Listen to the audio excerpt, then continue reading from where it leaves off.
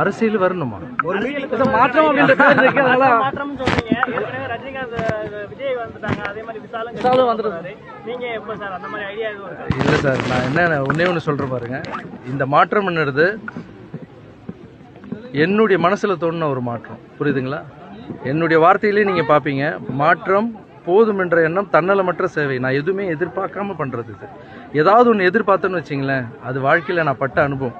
ஏதாவது எக்ஸ்பெக்ட் பண்ணணும்னு வச்சிங்களேன், அது நடக்கலைன்னு வச்சா வழி வரணும். எதுவுமே எதிர்பார்க்காம பண்ணுறது இருக்குது பாருங்கள். நான் உங்களுக்காக வரேன், நீங்கள் எனக்கு ஓட்டு போடுங்கன்னா அது பேர் எதிர்பார்ப்பே இல்லைல்ல. அது ஏதோ எதிர்பார்த்து பண்ணுற மாதிரி இல்லை. இது எந்த ஒரு எதிர்பார்ப்பும் இல்லைங்க, கடவுளுக்கு பண்ணுற சேவை இது. நான் ரொம்ப தெளிவாக இருக்கேன், எங்கள் அம்மா அதை விட தெளிவாக இருக்காங்க. எனக்கு கூட ஆசை இருந்தது, அரசியலுக்கெல்லாம் போனால் நல்லா பண்ணாங்க. அம்மா வந்து ரொம்ப தெளிவாக இருக்காங்க, அரசியல்லாம் வேணாக்க. நான் என்னுடைய எண்ணம் கூட இது அரசியல் இல்லை. எல்லாம் வந்து அரசியலுக்கு வந்துட்டு கொள்கை சொல்லுவாங்கல்ல, என்னுடைய கொள்கை என்ன தெரியுமா? அரசியல் எனக்கு வேணான்றது தான் என்னுடைய கொள்கை.